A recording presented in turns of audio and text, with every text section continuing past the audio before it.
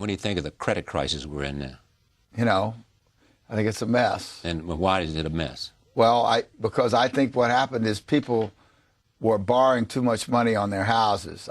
Clearly they're doing that. My house is paid for. I mean, it has been.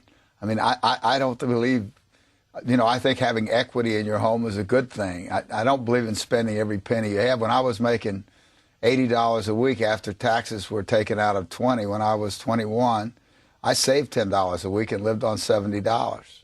I mean, I've always saved. I believe that was the thing. It was one of my father taught me that too. What's possible? Tell me what's possible. It's possible to do that in 15 or 20 years we can completely redo it. If we have to mobilize, this is how important it is, and how important that we do it quickly.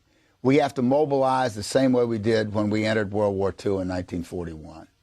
We have to fully mobilize everything we have and put it into changing the energy system over. And not just here in the United States, but all over the world. It's going to be the biggest business project in the history of the world. Fortunes, billions of dollars are going to be made. Hundreds of thousands of people are going to be employed. We're going to have clean air. We're going to have so many benefits from it. It's not going to cost us anything. Once we get going with it, it's not going to cost us anything. Only the people that don't understand it think it's going to. Not doing it will be catastrophic. We'll have 8 degrees. We'll be 8 degrees hotter in not 10, but in 30 or 40 years, and basically none of the crops will grow. Most of the people will have died, and the rest of us will be cannibals. Civilization will have broken down. The few people that are left will be living in a failed state like Somalia or Sudan. And living conditions will be intolerable. The droughts will be so bad there'll be no more corn growing. Not doing it is suicide. Just like dropping bombs on each other, nuclear weapons is suicide. So we've got to stop doing the two suicidal things, which are hanging on to our nuclear weapons and global and then after that we've got to stabilize the population. When I was born, there were so what's wrong with the population? I mean, with too many people. That's why we have global warming. We have global warming because too many people are using too much stuff. But if there were less people, they'd be using less stuff. If we don't get global warming and the nuclear weapons straightened out, we don't have to worry about human rights. The humans will all be gone.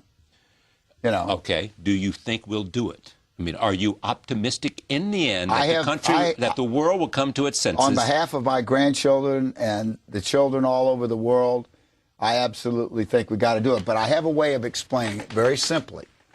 I say the human situation I liken to a baseball game. It's in the 7th inning, and we're down by 1 run. So we're backs to the wall. Right. What we have to do, though, in the next 2 innings, the game's not over. It's still winnable.